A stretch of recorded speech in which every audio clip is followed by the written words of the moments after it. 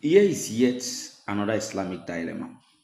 So, when Christians says that Jesus is God, the Son is God, I mean the Spirit is God, the Father is God, we get to get feedback that says you're just worshiping three God. God is one. You guys are polytheists and all of those things. And the presentation of Trinity is that God is one, a card, oneness of God.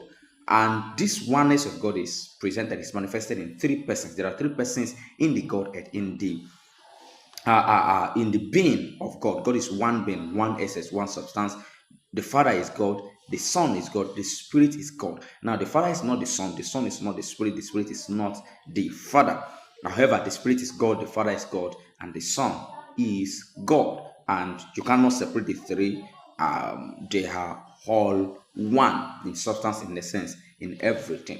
So they don't know, okay, let's go ahead. We have this same similar theology, in Islamic theology, where the Muslims believe that the Quran is an uncreated word of God. And of course, the first characteristic feature of God, by definition, is that God is uncreated. It was not created. So, if Allah is not created, the Quran is also not created. So, Allah is uncreated, the Quran is uncreated. The Quran is the speech of Allah, yet the Quran is not Allah. In fact, the Quran seems to have a consciousness of its own, a mind of its own, because Hadith says that it will speak for the believers in the last days, in the end of time. It will say something, it will intercede, it will speak to Allah on behalf of people. So, if the Quran has a consciousness of its own, the Quran is not Allah. Yet there are no two gods in Islamic theology. It is still one God. How do you reconcile, the fact that the Quran is uncreated and has a consciousness of its own?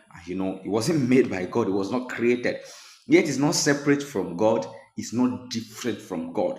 And, at the same time, it's not the same. The Quran is not Allah, and Allah is not the Quran. So, you want to be able to Muslims want to look into it, way into it. If you have an opinion, if you have, of course, you are welcome in the comment section to say it. But I'm just putting this up particularly so that you can know that when we say Jesus is God, Jesus is the word of God. We are not saying something absolutely outside of this word. In fact, just right there in your own theology, it also exists. Thank you for this one, and also to equip Christians definitely, so that every time you hear